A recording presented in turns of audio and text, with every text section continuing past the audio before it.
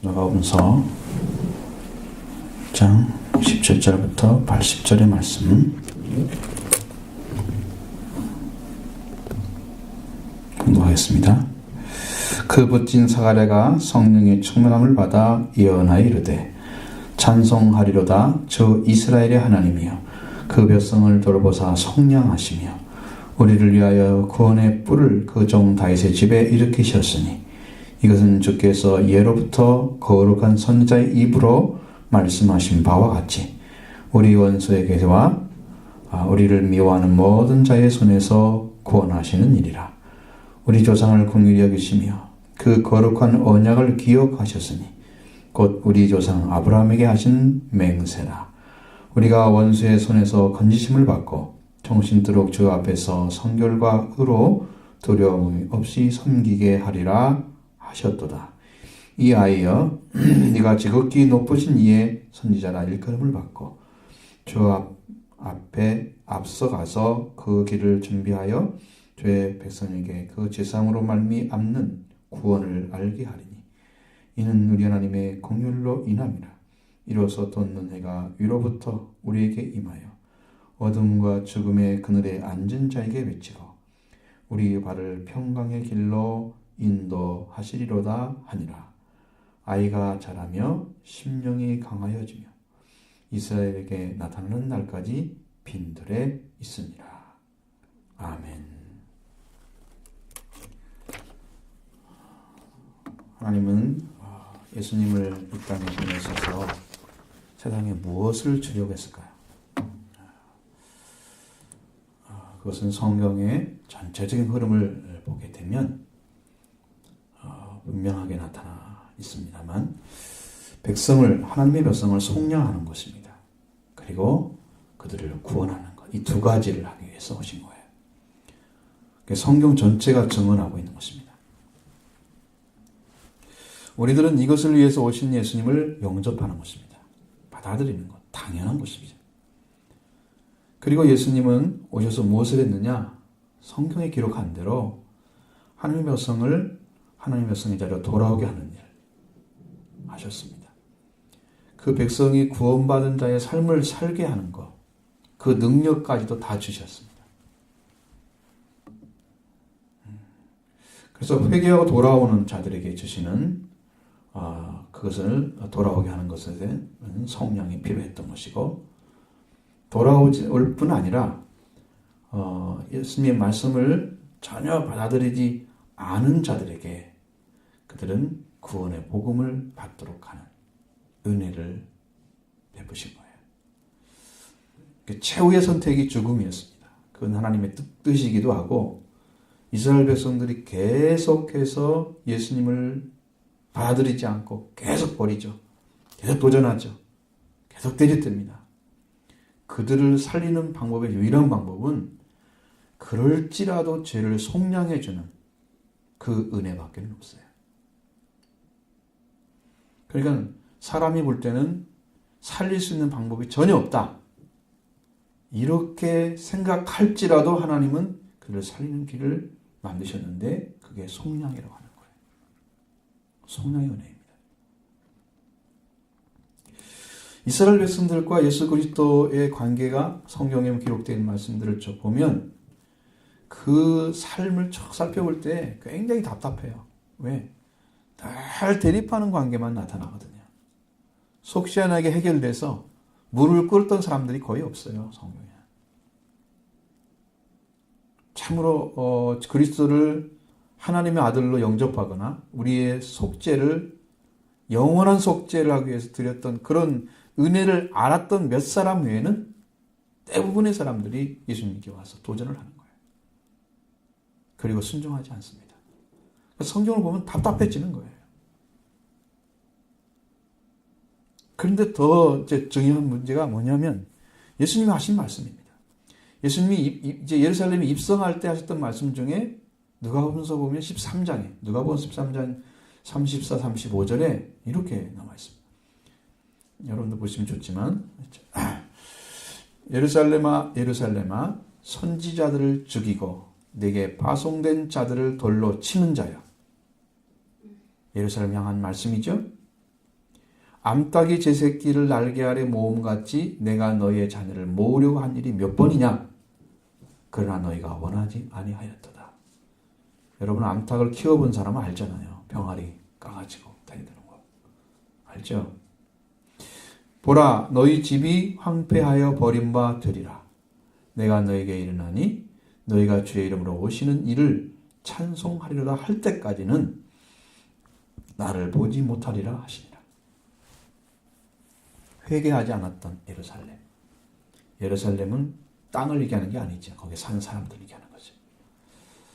그것은 황폐하여 될 뿐만 아니라 주의 이름으로 오시는 이와 찬송을 할 때까지 예수님을 볼 수 없게 된다. 그렇게 말씀하신 거예요. 그 불신과 불진실, 그 결과가 무엇인가를 보여주는 말씀이죠. 그 이스라엘이 이렇게까지도 하나님께 대항하는 세력으로 서 있었던가. 그렇죠? 회개하지 않는 자들을 예수님은 돌아보지 아니하시고 또 마지막 때에 주의 이름으로 오시는 이 지금 구약의 여호와를 말하는 것입니다. 여호와 하나님의 이름으로 예수님이 마지막 때 오셔야 다시 재림하시는 것입니다. 그 주의 이름을 찬송하려 할 때까지 그 마지막 찬양하는 순간까지 재림의 때를 보지 못할 거다 하고 말씀하시는 게 얼마나 답답한 일이죠. 견딜 수가 없는 거예요. 그 원인이 어디 있습니까? 회개하지도 않고 예수님도 받아들이지 않은 거예요. 하나님을 알 때 알지 못하고 있는 것입니다. 하나님을 아는 것 같았죠? 알지 못하기 때문에 안 믿는 거예요. 우리 청소년부나 우리 어린이부 제가 지금 요한복음을 계속 하고 있는데 그 내용 속에 계속 깔려있는 한 가지 아주 공통된 사실이 있습니다. 그건 그들이 예수님이 어떤 말씀을 하시든지 간에 상관없이 안 믿는 거예요.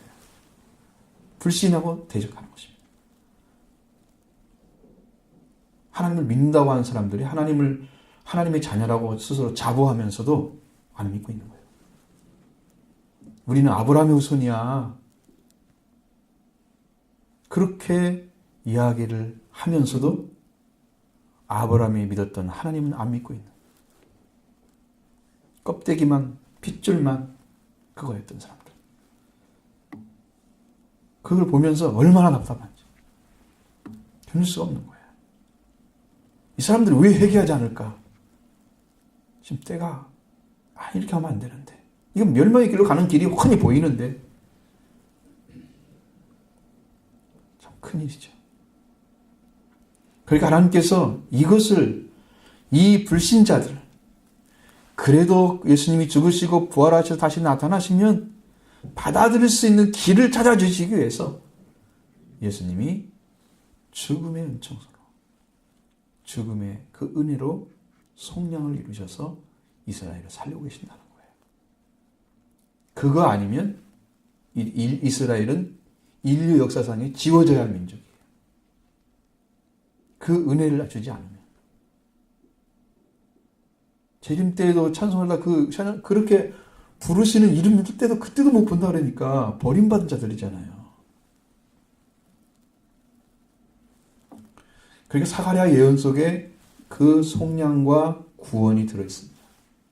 놀라운 은혜들이 하나님께서 어떻게 이루실 건가 말씀하고 있는 거예요.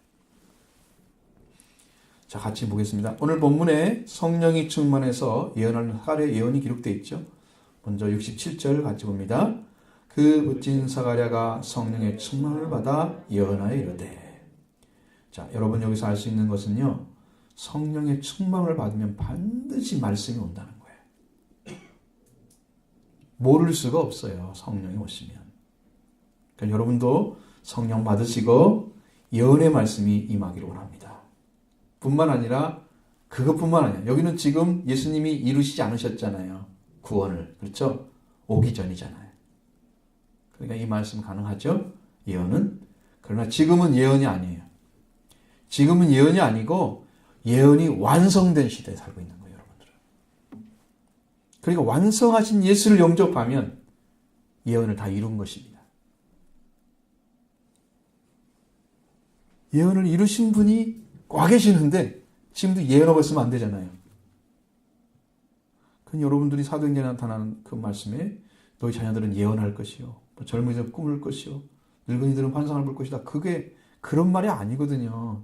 나이에 관련된 게 아니라 모든 사람에게 골고루 모든 사람들이 다 하나님의 영을 받게 될 것이다. 그럼 비전을 소유하게 될 것이다. 하늘의 비전을 소유하게 될 것이다. 모든 사람들이 하나님께서 보여주고자 하는 그 세계를 다 알게 될 거다. 이게 이런 얘기를 하려고 하는 거거든요. 거기서 성령을 받게 되면. 그러니까 여기 말씀도 성령 충만이죠. 예언이 임하여 오셨습니다. 그 예수님 이르기 전에 구약의 역사예요. 이건. 신약에 기록되어 있지만 구약의 역사예요. 구약의 역사와 신약 역사를 지금 연결시켜주는 고리 역할을 하는 거예요.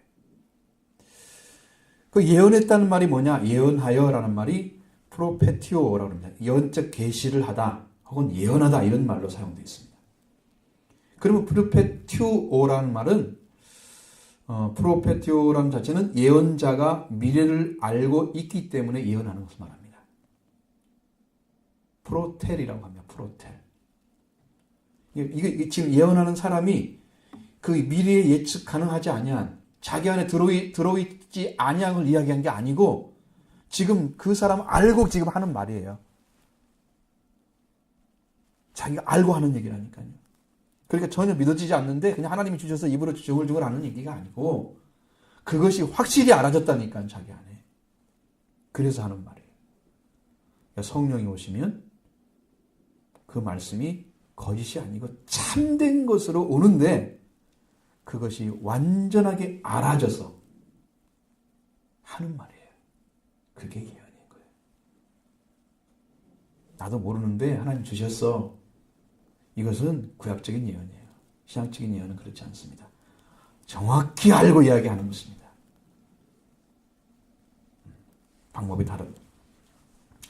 우리 성경에서 요한복음 16장에서 보면 성령이 진리의 성령이 오시면 분명하게 진리 가운데로 너를 인도할 것이다.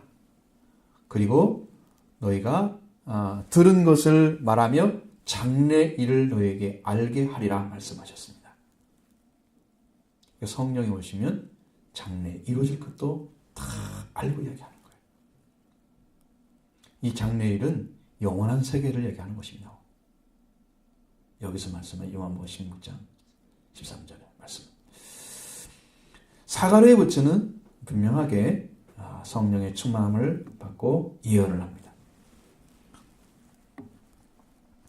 그 예언의 말씀 중에 보면은 68절부터 71절까지 보겠습니다. 찬송하리로다 저 이스라엘 하나님이여 그 백성을 돌아보사 흥량하시며 우리를 위하여 구원의 뿔을 그 종 다윗의 집에 일으키셨으니 이것은 주께서 예로부터 거룩한 선지자의 입으로 말씀하신 바와 같이 우리 원수에게와 우리를 미워하는 모든 자의 손에서 구원하시는 이시라. 아멘. 이 사가랴의 찬송은 이스라엘 백성을 돌아보시고 속량하심, 구원하시는 하나님에 대한 것입니다. 우리를 돌아보시고 속량의 은혜와 구원의 일을 행하시는 하나님을 찬송하고 있다는 거예요. 이건 아주 마땅한. 에베소서에서도 1장 3절 6절 보면 거기도 쭉 크게 나와요. 찬송하는 이유가 나와 있어요. 에베소 1장 3절에 따르면 찬송하리로다 이걸로 시작합니다. 찬송하는 사람들은 분명하게 이유를 있어요. 어떤 은혜가 임하여 왔기 때문입니다. 하나님이 우리를 위해서 어떤 일을 행해 주셨기 때문에 그분을 이름을 찬송하지 않을 수가 없는 자리에 세워진 거예요. 그래서 찬송하는 거예요. 여러분도 입을 벌려 찬송하는 자가 되기 바랍니다. 찬송해야 됩니다. 하늘에 있는 속한 신령한 복을 주시고 그 복이 뭐냐? 결국은 우리가 하나님 안에서 택함받고 예정하신 바 되고 그리고 하나님의 이름을 높이는 하나님의 아들들로 세워질 건데 그 세워짐의 기초가 뭐냐? 바로 7절에 나와 있는 것처럼 속량합니다. 그의 피로 말미암아 속량, 죄사함을 받았기 때문이다라고 이야기하고 있습니다. 그러니까 죄사함을 받은 사람이 속량하는 거예요. 속량함 받은 사람이 찬송하고, 속량함 받은 사람이 하나님을 높이는 거예요. 그게 시작인 거예요. 속량이 없이는 절대로 시작이 안 돼. 신앙의 시작이. 이게 엄청나게 중요한 사실입니다.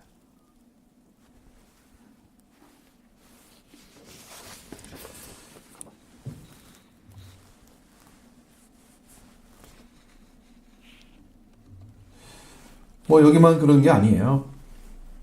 고린도서 1장 3절 4절에도 똑같은 의미의 찬송이 나오고 있습니다. 어떤 방법이냐? 거기는 찬송하려다 이렇게 얘기해요. 우리 주 예수 그리스도의 하나님, 자비의 하나님이요 모든 위로의 하나님이시며 우리의 모든 환난 중에서 우리를 위로하사 우리로 하여금 하나님께 받는 위로로서 모든 환난 중에 있는 자를 능히 위로하게 하시는 이시로다. 환난 중에 위로해 주신 하나님을 찬송합니다. 환난 중에는 위로가 정말 필요하죠. 마음의 그 고통, 불안 이런 것들을 다 씻어버리고 정말 하나님 안에 있는 위로로 큰 힘을 얻게 되는 그 위로가 임하여 왔을 때 그들의 입에서 찬송이 터졌습니다. 은혜죠. 그러니까 찬송하려다 찬송한다는 의미는 누구나 할 수 있는 것이 아니라는 걸 보여줍니다.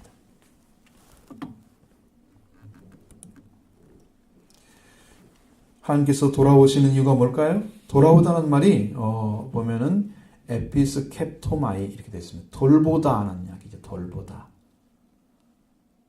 아니면 택하다, 방문하다. 이 세 가지 의미를 가지고 있는데 여기서는 방문하다는 의미로 사용됐습니다. 그들 백성들을 방문하신 거예요. 이건 여러분 생각과 많이 다르죠? 방문했다는 거예요. 그럼 언제부터요? 여기 보니까 그 방문하는데 방문이 과거로 되어 있습니다. 하나님이 그 백성들을 방문하신 거예요. 계속해서 찾아온 거예요. 그 집을. 오늘 말하면 신방하는 거예요. 계속해서 찾아왔는데 이스라엘 민족이 언제부터 방문하실까요? 그들은 아브라함과 그 관계 맺었을 때부터 하나님은 그들을 찾아가셨습니다. 그때부터 시작된 거예요. 방문이. 오래됐죠? 이스라엘 백성과 맺었을 때부터 시작한 거예요. 그 방문하심이. 그래서 그들을 살리기 위해서 제사제도 주시고 말씀도 주시고 예언도 주시고 하나님 은혜를 각가지를 다 주신. 그리고 신약에 와서는 예수 그리스도를 보내주셔서 방문하신. 하나님이 인류를 구원하시기 위해서 이스라엘과 함께 하신 거예요. 그리고 그들이 하나님의 백성이었듯이 하나님이 함께 하시는 백성 안으로 들어오는 것, 이걸 받기 위해서 하나님 일하고 계셨던 거예요. 돌아오는 속량하게 한 것입니다.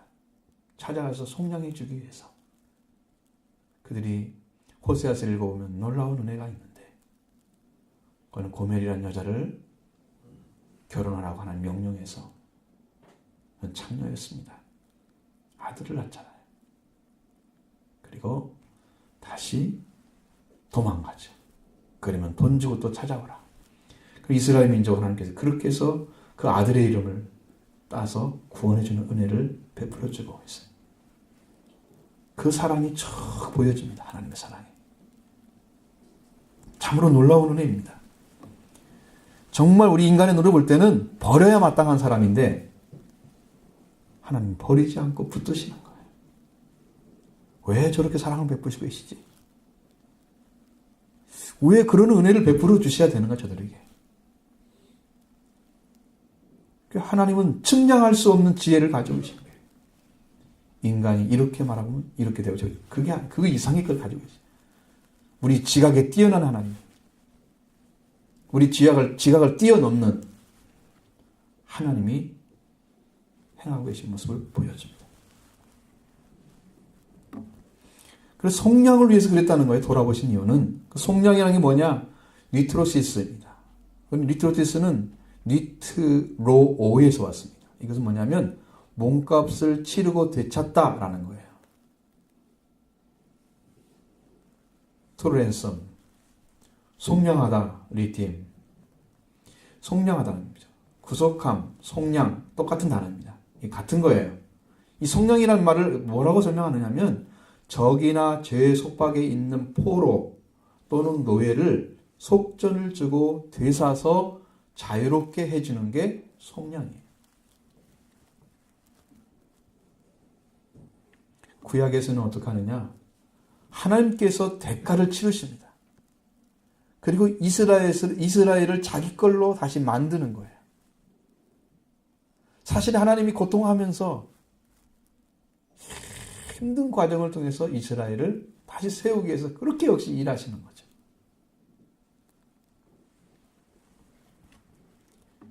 그리고 하나님이 하나님 것으로 하셨습니다. 자기 백성으로. 그렇게 만드시고 계시는 건데 신약에 와서는 어떠냐? 영의 이스라엘입니다. 자, 아브라함의 자손이 다 아브라함의 자손이 아니에요. 하나님의 영으로 들어온 자가 육적인 아브라함 자손이 유대민족, 육적인 자손이 말하는 게 아니고 신앙에 의해서 그리스도를 믿고 예수 그리스도 십자가의 속량과 그 속량의 죽음으로 구속된 자들, 용서받은 사람들, 그 사람들이 대상이에요. 그러니까 지금 이스라엘 민족일지라도 14만 4천 나오잖아요. 그것은 14만 4천은 속량받은 사람들이 거기에 보면 나와 있어요. 예수님의 피로. 근데 그들은 대표적인 얘기를 하는 거예요. 대표적인 이름을 얘기하고 있는 거예요. 인류 전체를 얘기하기 위해서 대표적으로 사용되어 있어요. 12지파가. 그 민족만 구원받고 14만 4천 되고 나머지는 그냥 뭐 흰물이 입은 사람들이 아니에요. 성경 그렇게 안 돼 있고 모든 사람들이 다 들어갈 수 있는 숫자 안에 그냥 14만 4천이 들어있는 거예요. 잘못 이해하면 큰일 나죠. 큰일 난단 말은 멸망받을 수 있다는 이야기입니다. 잘못 이해하면. 말씀을 변질시켜 놓기 때문에. 하나로 더하거나 빼면 버림받습니다. 재앙이 임하여 오는 거예요. 성경은 마음대로 해석하시는 게 아니죠. 하나님이 해석해 주십니다. 자, 그러면 지금 구속이란 말을 설명드렸죠? 그런데 이것이 구원이란 말이 뭐냐면은 구원은 해방이에요.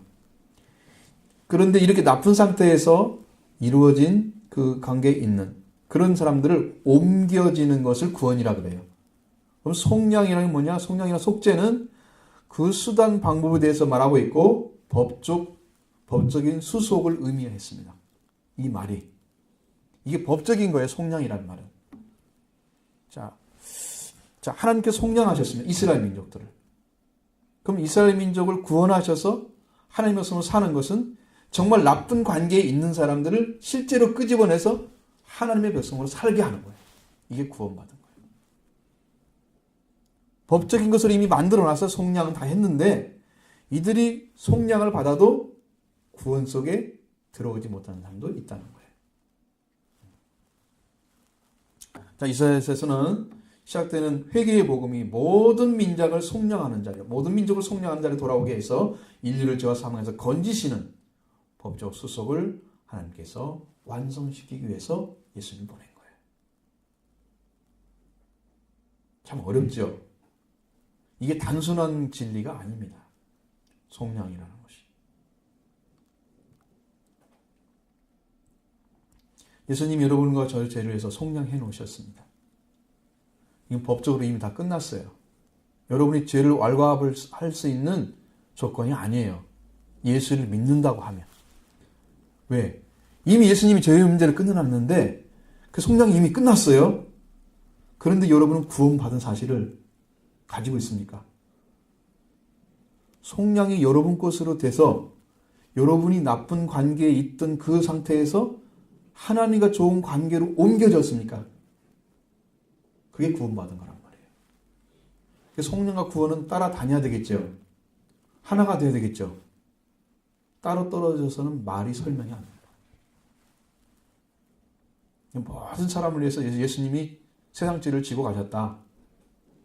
그런데 세상죄를 지고 갔으니까 세상 죄가 있겠어요? 없겠어요? 없잖아. 예수님 한 번 하면 이미 끝났어요. 죄는. 근데 사람들은 이미 여전히 죄 가운데 있어. 여전히 죄 가운데 살고 있어. 죄가 끝났는데, 속량이 끝났는데 왜 이러고 있어요? 구원받지 못해서. 속량이 법적인 효력을 나타내지 않는 거예요. 이해가 되세요? 여러분을 위해서 다 준비해놨다는 속량을. 그러니까 여러분 속히 돌이켜서 예수 그리스도 바르게 영접하시고 속량하신 주님을 만나십시오. 그러면 구원이 이루어질 것입니다. 정말로 나쁜 상태에 있는 여러분들이 하나님을 섬기는 자로 돌아올 것입니다. 하나님의 기쁨이 될 것입니다. 하나님을 찬송할 거예요. 그 의미 있는 찬송 여러분도 부르시기 바랍니다. 정말로 찬송하리라 입에서 나오는 터져나오는 성령을 통해 터져나오는 그 음성을 여러분들 하나님께 드렸으면 좋겠습니다. 그래서 이 문제를 해결하기 위해서 하나님께서 다윗의 집에서 구원의 뿔을 일으키셨다고 말씀하십니다. 뿔이라고 하는 것은 무슨 의미를 가져오냐면 강한 힘을 가진 것들 대부분 짐승들 중에 뿔을 가진 동물들은 되게 힘이 셉니다. 그래서 뿔은 흔히 힘을 상징하는 말로 사용된 거예요. 구약 성경에서 뿔은 능력과 왕권을 상징했습니다.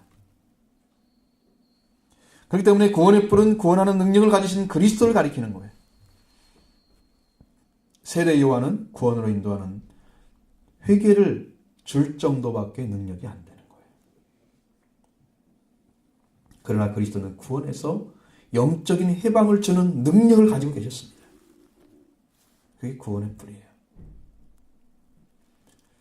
다윗의 뿔, 다윗의 집에서 일으킨 구원의 뿔. 비교할 수가 없는 거예요. 사탄의 권세를 깨트리지 않으면 구원은 불가능한 것입니다. 사탄이 가진 것은 죄와 죽음입니다. 이것을 깨트릴 수 있는 능력은 하나님 외에는 없어요. 사탄과 대적해서 이길 수 있는 사람은 아무도 없습니다. 다 모든 종교들은 사탄 아래에 있어요. 그러니까 하나님을 못 찾아가요. 거기를 믿으면. 하나님을 찾을 수가 없어요. 인류는 하나님과 관계 끊어져서 죽었는데 하나님도 찾을 수 없는 종교도 믿는다면 구원이 가능하겠습니까? 다 사탄 안에 있는 건데. 그럼 여러분은 누구를 믿어 마땅합니까? 당연히 예수 그리스도를 믿어야죠. 그렇지 않으면 구원이 없는 거예요. 여러분을 옮길 수 있는 능력이 없다니까 세상에서 하나님의 아들 딸로 아무도 그걸 할 수가 없습니다. 왜? 하나님 안에 그게 있기 때문에. 그래서 그리스도만이 구원해서 우리를 영적인 해방을 시켜줍니다. 구원은 바로 그리스도를 믿음으로 말미암아 그 죽음을 통해서 성령의 은혜와 그리스도의 부활의 은혜가 임하여 오는 거예요. 여러분에게. 이렇게 다윗의 뿔에 집에 구원의 뿔을 되신 예수 그리스도 예전부터 거룩한 선자 입을 통해서 하나님께서 말씀하신 것입니다. 하나님께서 구별해서 이야기하라고 하는 예언자들의 심령 가운데 말씀을 주시고 그들이 입을 열어서 말을 한 것들이에요. 그래서 선자들이 뭘 얘기하고 있느냐? 너희들은 죄 가운데 있다. 돌이켜라. 대부분 이야기는 그건데 그러면 죄 가운데라는 게 뭐야? 아담의 타락이잖아요. 아담의 타락으로 인류가 하나님 관계에 끊어졌다. 그럼 인류 전체는 죽었다는 거예요. 멸망받았다는 것이죠. 왜? 그의 핏줄로 태어났습니다. 이 하나님 관계가 끊어져 버린 인간은 하나님 주신 영원한 생명과 하나님을 닮은 하나님의 영을 가졌던 그 영화에서 떠나서 버림받았어요. 죽음에 있음에도 불구하고 하나님 관계를 찾지 못한 채 죽음의 노예가 돼서 살아가고 있는 거예요. 하나님은 생명을 창조하신 분입니다. 생명을 다시 주시기 위해서 이스라엘을 선택하시고 그들과 언약을 맺으시고 율법을 주시고 그 율법을 완성하심으로 하나님의 은혜를 다시 우리에게 허락해 주시고 우리에게 구원의 길을 열어주셨어요. 율법을 완전하게 하셔서 그 능력, 율법을 완전하게 하는 능력, 그 능력이 어디서 오냐? 율법의 주인인 사람 외에는 할 수가 없는 거예요. 율법과 선지자에게 증거를 받은 분이 예수 그리스도입니다. 그 의로움이 인류를 살리는 능력입니다. 이것이 누구한테 왔느냐? 하나님께 왔습니다. 그 능력으로 사람을 구원하신 분이 누구냐? 하나님입니다. 그래서 다윗의 그 집에 구원의 뿔을 일으키셨다. 그리고 구약의 선지자를 통해서 누누이 말씀하셨다 하는 이야기를 주시는 것입니다. 그럼 이스라엘 백성의 원수가 누굴까요? 예수님은 이스라엘을 노마로부터 해방시키기 위해서 싸우신 적이 한 번도 없으십니다. 단 한 번도. 세금의 문제도 내지 말라고 하지 않으셨어요. 그 세금 누가 가져가는데요? 로마가 가져가요. 가이사에게 바치잖아요. 씨죠. 이스라엘 민족을 쓰는 게 아닙니다. 그 세금 문제에 반대하면 황제에게 대드는 거예요. 해결하시잖아요. 안 싸워요. 세상 사람들과. 세상의 문제와 싸우지 않으십니다. 그러니까 이 세상의 원수가 누구냐? 예수님이 싸우는 대상의 원수가 누구냐? 세상은 아니라는 거죠. 세상 사람들. 아니라. 그리고 이스라엘 민족의 영화를 위해서 싸우지도 않았습니다. 성경 읽어보면 전혀 그게 안 나타나요. 그래서 69절에 우리를 위하여 구원의 뿔을 그 종 다윗의 집에 일으키셨다. 71절에는 우리 원수에게와 우리를 미워하는 모든 자의 손에서 우리를 구원하신 일이다. 우리라는 말이 계속되어 있는데 지금 속량하심과 구원을 받아야 할 대상인 이스라엘 백성들이죠. 그 이스라엘 백성들이 어떻게 되기 위해서 싸우셨습니까? 자, 예수님의 싸움은요. 죄와 싸우셨습니다. 히브리서 4장 12장에 나와 있는 말씀처럼 죄와 싸울 때 필, 너희는 죄와 싸우되 필까지 싸우지 아니하시고 이런 말 있잖아요. 아니하고 이런 말씀. 우리는 피 흘리기까지 싸워야 되죠. 예수님의 피 흘림은 곧 죽음입니다. 그리고 마지막 죽음, 원수는 죽음이라고 말씀하셨습니다. 피에 속해 있는 형제들, 죽음에 속해 있는 형제들을 살리시기 위해서 예수님은 죽음에 묶여서 일생 동안 종노릇하는 자를 해방시키기 위해서 마귀가 가지고 있는 능력을 무력화시켜 버렸습니다. 그리고 우리를 죄와 사망의 법에서 놓아주셨습니다. 그렇기 때문에 우리가 싸워야 할 대상, 예수님과 싸운 대상은 뭐냐? 원수, 마귀입니다. 이스라엘이 끝내 하나님께 돌아오지 못한 이유는 뭐냐면 바른 성경관을 안 가졌기 때문이에요. 말씀을 주신 것을 바르게 이해할 수 있는 능력이 없었어요. 그들에게 이스라엘에게 하나님께서 잘못된 그런 성경관을 바꾸셔서 은총을 가지고 다시 찾아오셔서 이스라엘 집에 이스라엘을 다윗의 집에 구원의 뿔을 일으키신 것이죠. 왜 하나님은 은총을 가지고 가셔서 이스라엘 백성들을 방문하시고 그 언약을 기억하셨을까? 72절, 73절 봅니다. 우리 조상을 긍휼히 여기시며 그 거룩한 언약을 기억하셨으니 곧 우리 조상 아브라함에게 하신 맹세라. 자, 사가랴가 성령이 충만함마다 예언하면서 하나님을 찬양하는 이유 가운데 하나는 우리 조상을 긍휼히 여기셨다 하는 말씀입니다. 우리가 지난주에 말씀드린 것처럼 마리아의 찬양에서 긍휼에 대해서 말씀드렸죠. 긍휼. 긍휼은 비참한 상태에 있는 자를 불쌍히 여기는 일, 이게 긍휼입니다. 비참한 상태에 있는 자를. 여러분 자녀들을 여러분이 불쌍히 여기는 이유가 뭐예요? 저 아이는 내가 손을 닿지 않으면 죽어. 누가 밥을 먹을 것이며 누가 옷을 입힐 것이며 누가 씻어줄 것이며 누가 그 마음속에 사랑을 줄 것이며 누가 그 아이를 언어를 깨우쳐서 사람이 될 수 있도록 해주겠습니까? 그를 낳은 부모밖에 없습니다. 그래서 불쌍히 여기는 거예요. 그렇지 않으면 부모가 없이는 비참한 상태에 놓이는 거예요. 그게 고아들이죠. 그렇지 않게 하기 위해서 하나님이 찾아오시는 거예요. 그게 긍휼입니다. 이스라엘 민족을 하나님 그렇게 하셨어요. 찾아오시고.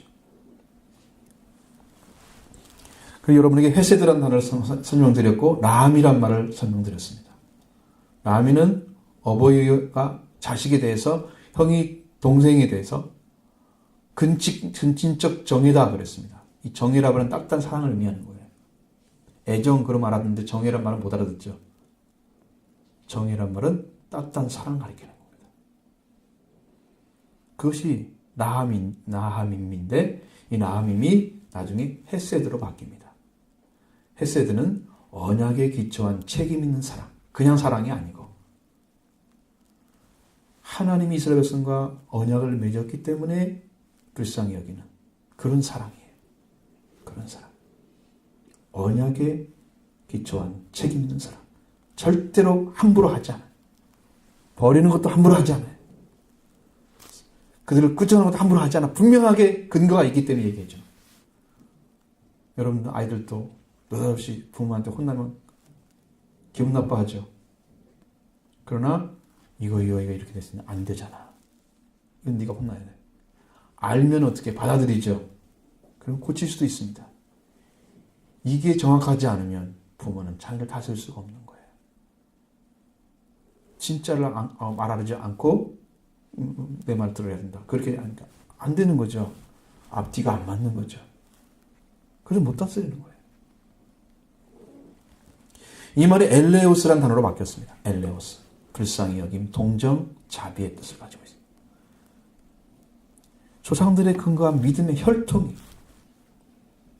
조상들의 근거한 믿음이 뭐냐면은 그게 바로 영적인 혈통, 근거한 믿음입니다. 혈통에 의해서 하나님은 하나님의 백성이라 부르는 이스라엘이 태어났죠. 그 조상들에게 하나님께서 거룩한 선자 입을 통해서 약속하신 말씀이 있죠. 거룩한 언약을 기초해서 하나님은 그걸 기억하시는 거예요. 400년 동안 이스라엘이 하나님의 사랑을 다 잃어버린 채 이집트에 살았던. 근데 하나님께서 기한이 차니까 그들을 기억하셨습니다. 아브라함과 이삭과 야곱에게 약속한 말씀을 기억하셨습니다. 그래서 그들을 찾으러 왔습니다. 모세를 세우잖아요. 그리고 그들을 기억하셔서 그들이 부르짖을 때 하나님은 그를 들으셨습니다. 그 언약 때문에 불쌍히 여기는 책임 있는 사랑이 헤세드로 나타났습니다. 이스라엘 민족이 그래서 그 험한 길을 계속 걷게 되는 것입니다. 언약 안 맺었으면 어림도 없는 얘기죠. 하나님 그렇게 하고 계십니다. 하나님은 다시 말씀하지도 않고 변개하지도 않습니다. 변질시키지도 않아요. 시건치도 않으십니다. 한 번 맺은 언약은 영원한 것이다. 우리나라 말 가운데 한 번 해병은 영원한 해병이다. 그런 말도 있잖아요. 아니 세상 것도 그런데 하나님 말할 것도 없죠. 그러니까 우리가 하나님을 믿을 수 있는 것입니다. 그 언약은 아브라함의 맹세다 그랬습니다. 그 맹세는 창세기 22장 16절로 18절에 있습니다. 분명하게 말씀하시죠. 이르시되 여호와께서 이르시기를 내가 너를 가리켜 맹세하나니 네가 이같이 행하여 내 아들 네 독자도 아끼지 아니하였은즉 내가 네게 큰 복을 주고 네 씨가 그게 번성하여 하늘의 별과 같고 바닷가의 모래와 같게 하리니 네 씨가 그 대적의 성문을 얻으리라. 내 씨로 말미암아 천하 만민이 복을 받으리니 이는 네가 나의 말을 준행하였음이니라 하셨다 하니라. 아브라함은 자신에게 약속으로 주신 자녀를 하나님께서 달라고 하시는 번제를 드리라고 하는 것이죠. 하나님께서 이삭을 태어나게 하셨어요. 그러면 이삭을 주신 것이 언약을 주신 거예요. 약속하신 자녀가 태어났습니다. 그런데 하나님께서 달라고 하는데 드렸어요. 정말로 칼을 들고 이삭을 잡으려고. 하나님께서 그걸 보셨습니다. 네가 정말로 나를 경외하는구나 하셨어요. 그걸 확인한 다음에 내가 네게 큰 복을 주겠다. 네 씨가 크게 번성하게 하겠다. 그러면 네 씨로 말하면 천한 만민이 복을 받을 것이다. 네가 내가 말하는 것을 그대로 따르기 때문에 내가 너에게 줄 거다 약속하십니다. 이게 맹세예요. 아브라함의 한 맹세. 아브라함의 씨. 그리고 아브라함의 씨가 누구냐? 그리스도입니다. 그 그리스도 말미암아 천하 만민이 복을 받게 됐어요. 이 씨앗이 온 거예요. 이 땅에. 아브라함 자손 말미암아 구원을 받습니다. 우리도 아브라함과 같이 자신을 둔 이삭을 낳아야 합니다. 여러분도 하나님께 드리라고 하는 것 드리십시오. 완전하게 여러분이 손을 드셔야 돼요. 이삭 드려라 그러면 드려야 되죠. 완전히 손을 드려야 돼요. 완전한 순종. 그랬을 때 하나님이 자식을 낳게 하십니다. 이삭을. 말씀에 순종하시면 그리스도를 보내주신 하나님께서 여러분을 구원시켜 주십니다. 이 하나님 주신 씨가 그 그리스도를 말하는 거예요. 그리스도를 그대로 받음으로써 천하 만민이 복을 받는 이 축복을 받게 된 거예요. 그 씨앗이 그 안에 들어있었습니다. 자, 그러면서 74, 75절 같이 봅니다. 우리가 원수의 손에서 건지심을 받고 정신토록 주의 앞에서 성결과 의로 두려움이 없이 섬기게 하리라 하셨도다. 아멘. 74절도 우리 원수의 손에서 건지심을 입어야 한다 말씀하시죠. 우리의 원수의 손, 마귀의 죄와 죽음으로 통치하는 능력을 말합니다. 그게 마귀의 손이에요. 마귀가요, 얼마나 강력한 힘을 가지는지 여러분 아셔야 돼요. 우리를 속이는 것도 마귀가 얼마나 악랄한 방식으로, 그리고 이 세상 사람들을 승화할 수 없는 방식으로 아주 변형을 시키면서 속이고 있어요. 지금도. 지금 그러고 있습니다. 마귀의 깊은 것을 알아야 돼요. 사탄의 깊은 것까지 깨닫지 못하면 속아 넘어가는 거예요. 결국은 이것이 하나님의 뜻이다 얘기하지만 아닌 것도 있습니다. 하나님 저에게 분별하게 말씀하셨습니다. 그것이 지금도 기억이 나요. 그래서 이것에서 건짐을 받게 되면 75절의 말씀대로 살게 되는 거예요. 구함을 받는 것입니다. 이것이 리오마이라는 말이 구함을 받는 거, 세이브 되는 거예요. 세이브. 그러면 세이브 받은 사람들은, 건짐 받은 사람들은 75절처럼 종신토록 주의 앞에서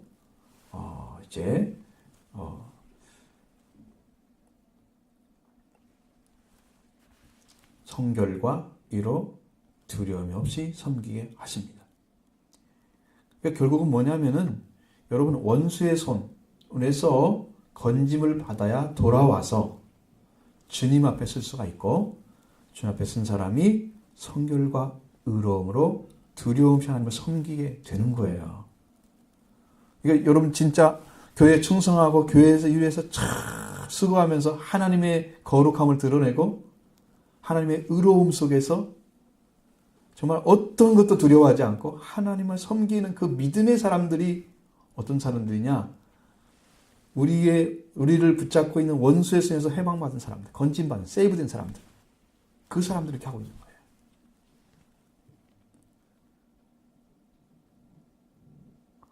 여러분의 싸움은 어디에 있습니까? 세상과 싸우지 마십시오. 우리의 싸움은 혈과 육의 싸움도 아닙니다. 우리는 마귀와 싸우는 것입니다. 우리는 죄와 피 흘리까지 싸우는 것입니다. 예수님의 승리가 여러분이 있어야 됩니다. 이 종신토록 섬긴다고 그랬죠? 이 종신토록이라는 말은 원래 원어로 보면은 우리의 모든 날들 이렇게 되어 있습니다. 그래서 우리나라 말로 종신토록 이렇게 얘기하는 거예요. 주의 앞에서 종신토록 성결과 없이 의로 두려움 섬기게 하리라 말씀하신 마귀의 능력에서 구원임을 받은 사람들이 사는 삶입니다. 그래서 이 마귀의 법적인 것으로 이미 속량을 통해서 마귀가 가지고 있는 능력을 다 제어버린 것이 속량받은 사람들의 법적인 효력이에요. 자, 그 예수 그리스도가 이미 끝나버렸습니다. 그 죄 문제 해결했어요. 죄를 가져다 주면 마귀인데 마귀 가진 죄를 없애버렸어요. 그리고 마귀가 가진 권능이 죽음이거든요. 죽음도 없애버렸어요. 예수님. 죄와 죽음을 완전히 깨트려버리시고 권세를 우리로 하나님의 자녀로 세우셨습니다. 예수님의 승리예요. 그걸 가지고 우리 주셨습니다. 그럼 우리는 죄와 사망에서 해방됐습니다. 그리스도를 믿고 그렇게 믿음으로 돌아온 사람들에게 주시는 것이 의로움이 성결함이에요. 이 성결은 거룩함을 얘기하며 홀리니스입니다. 의는 의로움이란 말이에요. righteousness. 이 거룩함과 의로움이에요. 거룩함과 의로움은 하나님의 자녀의 성품이에요. 에베소 4장 24절에 나와 있습니다. 그것이. 지난번 우리가 한일성교교에서 들을 말씀드렸던 그 말씀. 하나님을 따라 진리로부터 나오는 의와 거룩함으로 지으심을 받은 새 사람을 입으라. 분명히 거룩함과 의로움은 진리로부터 나오는데 그게 새 사람의 성품이에요. 성품입니다. 그러니까 하나님의 성품이 온 거예요. 그래서 두려움이 없이 종신토록 그렇게 섬기는 거예요. 근데 이제 이렇게 구원과 속량과 구원을 주시기 위해서 그걸 주시기 위해서 앞서 보낸 예언자가 누구냐? 바로 세례 요한입니다. 그래서 그 뒤에 이제 아이에 대한 얘기가 나오죠. 76절, 77절 가져보겠습니다. 이 아이여 내가 지극히 높으신 이의 선지자라 일컬음을 받고 주의 앞에 앞서 가서 그 길을 준비하여 주의 백성에게 그 제사함으로 말미암는 구원을 알게 하리니. 아멘.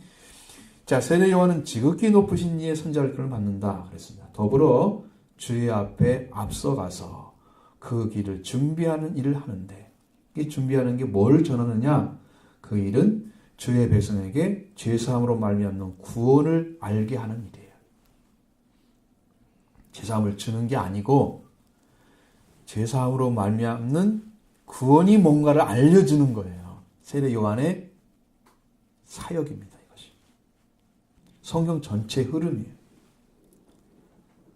그런데 재밌는 게 뭐냐면 세례 요한에 대해서 오해한 사람들이 많았어요. 누가복음 3장 15절에 보면 백성들이 바라고 기다림으로 모든 사람들이 요한을 혹 그리스도인가 심중에 생각하니, 아니 그리스도가 아니잖아요. 하나님 약속한 분이 아니잖아요. 약속하신 분이 아닌데 약속한 분처럼 생각했다는 거예요. 사람들이. 그럼 뭘 얘기하고 있어요? 세례 요한이 제사로 알면 구원을 알게 하는 일을 하지 않고 그보다 더 다른 일도 했다는 거죠. 그러니까 그리스도인가 아닌가 헷갈리게 만들었어요. 이 사명, 이제 세례 요한의 아버지 사가랴가 성령 충만해서 말씀하신 이 사명을 감당하면 돼요. 예수님 전하는. 그래서 세례 요한의 대답은 그렇지 않았습니다. 요한은 뭐냐? 나는 물로 세례를 준다. 그럼 나보다 능력이 많으신 이가 오신데 나는 그의 신발끈도 감당하지 못하겠다. 풀기도 감당하지 못하겠다. 종의 자리도 못 쓰겠다는 얘기입니다. 그는 성령과 불로 세례를 주실 것이고 베푸실 것이고 손에 키를 들고 타작마당을 깨끗하게 하셔서 알곡은 곳간에 드리고 쭉정이는 꺼져든 불에 태우겠다. 그리스도를 소개했습니다. 성령과 불로 세례를 주실 분이다. 정말 중요한 부분이에요. 그리고 알곡과 쭉정이를 나누어서 영생과 영본을 주는 심판자로 예수님 말씀하시고, 여러분 분명히 나눠져요. 예수 그리스도가 그 일을 하십니다. 예수님을 하나님이 보내신 분을 소개했습니다. 요한복음에서는 성령이 임하는 걸 보면 그가 성령으로 세울 뿐이라 하나님이 가르침을 들었죠? 음성을 들었습니다. 그리고 나서 성령을 임하는 걸 보고 내가 증언했다. 그가 그분인 것을. 그렇게 나오죠. 마가복음 1장 4절에 보면 세례 요한이 광야에 이르러 죄사함 받게 하는 회개의 세를 전파하니 이렇게 되어 있습니다. 죄사함을 받게 하는 회개의 세례라고 얘기했습니다. 많은 사람들이 요단강에 나와가지고 세례를 받습니다. 세례 요한에서. 자기 죄를 자복하고 세례 받는 것이 마가복음 1장 5절에 나와 있습니다. 누가복음 3장 3절에는 요한이 요단강 부근 각처에 와서 죄사함을 받게 하는 회개의 세례를 전파하니, 죄사함을 받게 하는 회개의 세례. 이게 지금 방향이 달라지죠. 죄사함으로 말미암는 구원을 소개해 줘야 되는데, 그러면 누구를 얘기해야 될까요? 예수 그리스도를 이야기해 줘야 되죠. 그러나 죄사함을 받게 하는 것까지 갔어요. 그러니까 이게 지금 세례 요한의 세례가 결국은 이제 영적인 부분에서는 어디까지 가냐면 오순절까지 갑니다. 왜냐하면 엘리야의 심령을 찾아주기 때문입니다. 여러분이 성경을 종합적으로 이해를 못하면 이게 지금 무슨 말인지 몰라요. 말라기서와 연결을 쭉 시켜서 전부 다 봐야, 통째로 봐야 이게 보입니다. 이게. 여러분 성경 안 읽으면 성경 이해 못하죠? 은혜 못 받습니다. 길 못 걸어가요. 게을리 사시면 안 돼요. 열심히 성경 읽으세요. 성경 읽어야 됩니다. 설교를 쉽게 해달라고, 성경도 모르면 설교를 어떻게 쉽게 해. 성경 알려준 대로 빨리 알아야지. 그래야 쉽게 되는 거지. 그렇죠? 마가복음 1장 4절하고 거의 비슷하게 말씀하셨어요. 죄사함을 받게 하는 회개의 세례. 그런 사역을 하고 있는 거예요. 죄로 말미암아 구원을 서로 소개해라고 이제 예언을 했는데 그걸 조금 다른 방식으로 선포했기 때문에 사람들이 헷갈릴 것이다. 혹시 그리스도인가 이렇게 생각할 정도로. 그러나 이것은 조금 정확히 말하면 완전한 성공은 아니고 실패는 더더욱 아니죠. 실패는 전혀 아니고요. 자, 죄사함을 알면 구원을 알게 하는 사역은 무엇 때문에 일어났을까? 이것도 역시 똑같습니다. 78절 79절 같이 봅니다. 이는 우리 하나님의 긍휼로 인하니라. 이로써 돋는 해가 위로부터 임하여 어둠과 죽음의 그늘에 앉은 자에게 비치고 그의 발을 평강의 길로 다시리로다 하니라. 자, 하나님의 긍휼하심이 죄사함으로 말미암아 구원을 자기 백성 이스라엘에게 주신 것입니다. 긍휼하심. 그 긍휼하심이 바로 그래서 하나님을 이스라엘 하나님이라 얘기하는 거예요. 왜 그 백성만 그 긍휼을 여기실까? 그러니까 이스라엘 하나님이죠. 왕이신 하나님께서 자기 백성을 돌보시는 것은 큰 사랑입니다. 그래서 왕과 백성의 관계는 언약의 관계입니다. 언약을 맺은 백성을 하나님은 다스리고 끝까지 사랑하시고 구원해 주시고 거기서 끝나지 않아요. 끝까지 그 관계를 끊지 않으시고 계시는 거죠. 이것보다 더 큰 축복이 없는 거예요. 전능하셔 천지를 창조하신 하나님께서 우리와 관계를 맺으시고 그 영광 가운데 살도록 인도하시는 하나님의 은혜. 그걸 받은 백성들은 감사하고 찬양하는 건 너무나 마땅한 일이죠. 만약 여러분들이 그런 삶을 산다면 정말로 감격스러운 일입니다. 놀라운 축복이죠. 여러분들도 하나님의 긍휼로 우리에게 죄사함을 받게 하는 구원을 주신 하나님께 영광과 찬양을 드리는 신앙으로 여러분도 나아가기를 바랍니다. 그건 하나님의 큰 기쁨인 거예요. 그 79절은요. 이사야 9장 2절의 말씀을 인용한 것입니다.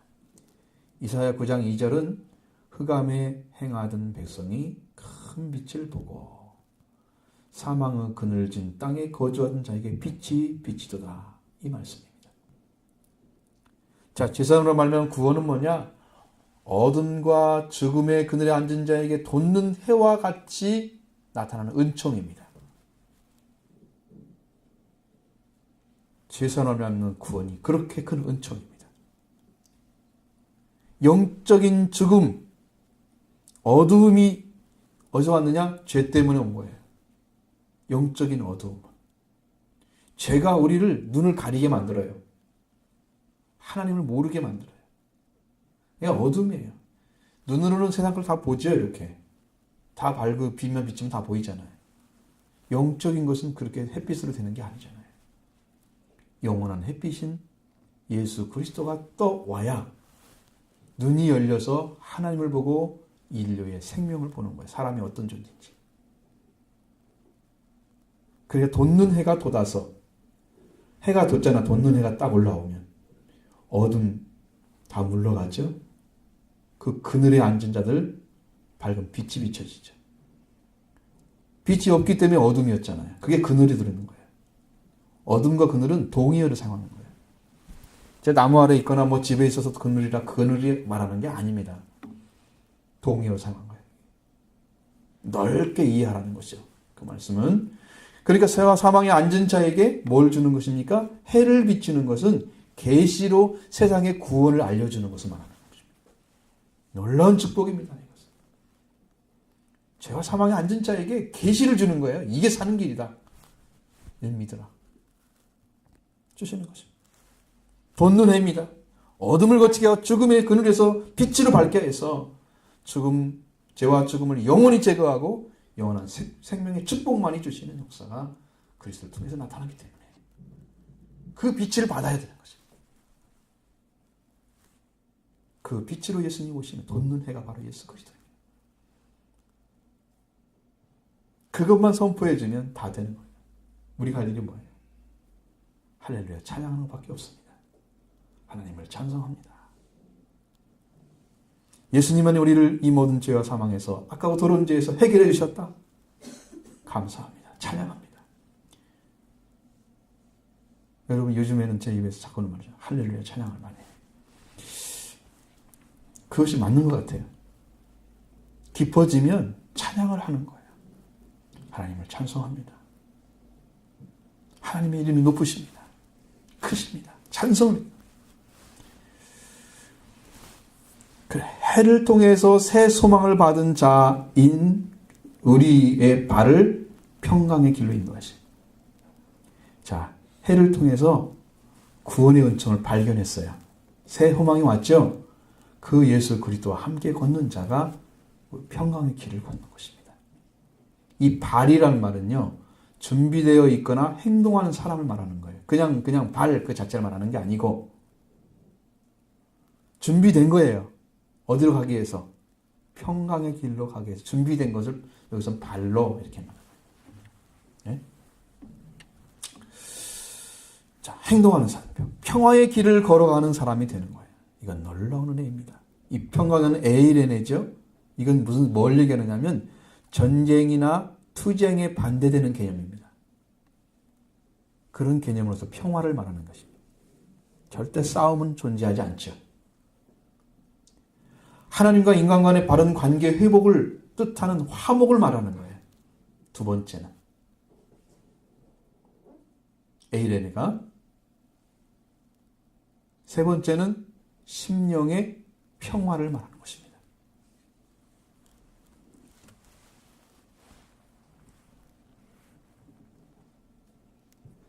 그리스도가 오셔서 이 문제를 다 해결하셨습니다. 평강의 길로 우리를 걷게 하십니다. 우리 발을 걷게 하십니다. 놀라운 축복 받았습니다. 그래서 우리의 심령 안에 기쁨이 넘치는 거예요. 감사가 넘치는 거예요. 그리스도를 믿게 되면. 그리고 평화의 길을 걸어갑니다. 여러분, 사람이 평화를 만들어가는 사람은 하나님의 아들을 그는 받습니다. 화평케 하는 자는 복이 있나니 저는 하나님의 아들을 그는 받을 것이에요. 하나님의 아들만이 이 길을 걸어갑니다. 돌아온 자가 아니면 화평의 길을 못 걸어갑니다. 평화를 못 만들어가지. 화해를 못 시킵니다. 하나님은 화목하기 위해서 일을 하셨습니다. 고린도서 5장 18절 20절에 보면 바울이 간곡하게 부탁하는 것. 우리에게 너희와 화목케 하는 직분을 맡기셨다. 너희가 간청하는데 너희는 하나님과 화목하라고. 얼마나 간절하게 얘기하는지 몰라요. 바울의 심령이 바로 이 예수 그리스도를 통해서 온 거예요. 여기 찾았어요. 그렇게 아름다울 수가 없습니다. 제발 하나님과 화목하라고 간청하는 하나님의 사신으로 보냈다. 여러분 사신이 뭔지 아시죠? 외교관이시잖아요. 용사 가잖아요, 우리나라에서. 그럼 대통령 대신에 가 있는 거잖아요, 대사들이. 그렇죠? 대통령 훈령이 거기서 그 사람 연결돼서 전해지잖아요, 국가에. 사신이에요, 그래서. 놀라운 은혜가 다 가르쳐 주셨습니다. 이렇게 은혜의 길, 화목의 길, 심령의 평화, 다 전쟁과 다툼이 아니고 평화, 화목하는 것, 그리고 심령의 평화까지도 세 가지 다 해결해 주신 그 길을 걷게 하시는 게 평강의 길입니다. 마지막으로 80절 가지 봅니다. 아이가 자라며 심령이 강하여지며 이스라엘에게 나타나는 날까지 빈들에 있습니다. 여러분 이거 보세요. 세례 요한의 성장 과정이 너무 짧잖아요. 단 한마디죠. 아이는 자라는 건 당연한 거고요. 낳았으니까 먹으면 자라잖아요.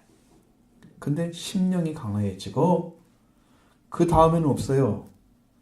이스라엘에게 나타난 날까지. 그러니까 세례 요한의 사역이 시작되는 그날까지는 빈들에 있었다. 이건 아버지와 어머니의 영향이 없었다는 얘기예요. 어렸을 때는 돌봐줬겠죠. 아주 어렸을 때는.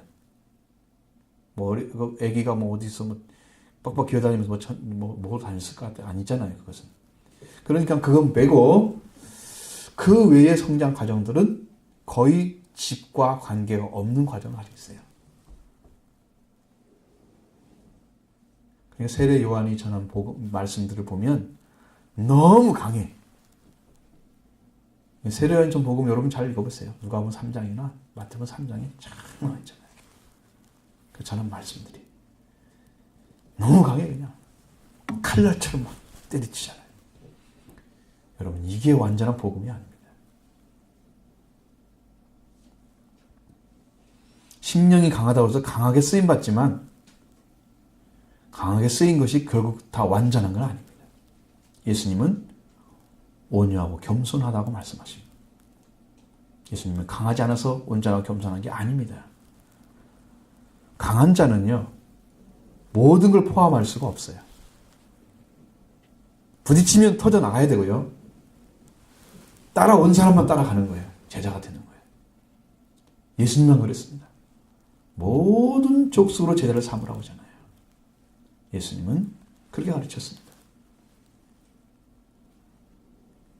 세례 요한이 이렇게 성장을 했기 때문에 나타나는 말씀도 그런 방식으로 나타나고 결론도 결국은 목배임 당하잖아요. 감옥에 있은 지 한 1년 좀 넘은 것 같아요. 연구를 해보면 목배임 당하죠. 헤로디아 일로 인해서. 강했기 때문에 그냥 부서지는 거죠. 그냥 부딪히고. 예수님은 그렇지 않았어요. 그런 복음이 아닙니다. 진리는. 강하되 사랑이 포함되죠. 생명을 지극히 사랑하시고 사랑하기 때문에 강한 것. 그래서 예수님은 사랑과 의를 가지고 계신 분이셨어요. 그런 인류를 살리는 능력이 되신 것입니다. 이 강하여진 것이 참 복음이 아니에요. 제가요, 지금부터 제가 90년대 서울에 올라왔으니까 그때 세례 요한을 굉장히 좋아했습니다. 몰랐던 시절.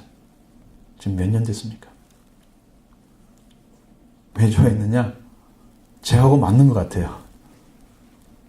그래서 그 설교를 많이 했습니다. 몰랐습니다. 나중에 알았어요. 지나고 보니까 이게 아니었어요. 예수님 하는 방식이 아니었어요. 온전한 게 아니었습니다. 사람들을 막 무릎 꿇게 하고 그 앞에 막 하면서 회개시키고 이거 많이 했어요. 완전한 게 아닙니다. 예수 그리스도를 갖다 심어주지 않으면 아무것도 아닌 것 같습니다. 여러분 오늘 성경은 신약이나 구약이나 마찬가지로 예수님의 속량과 구원에 초점이 맞춰져 있습니다. 우리 예수님과 죽으심과 부활은 참 복음입니다. 영원한 생명을 얻는 소식입니다. 돋는 해처럼 어둠과 그늘의 사망의 그늘에 속한 자에게 계시를 주는 은혜입니다. 네가 이렇게 멸망당하지 않게 길을 열어주고 하나님의 사랑을 전해줘요. 놀랍힘이죠. 그리고 오늘 우리에게 주신 이 복은 회복시켜주는 은혜입니다. 여러분들도 이런 축복이 함께하기를 바랍니다.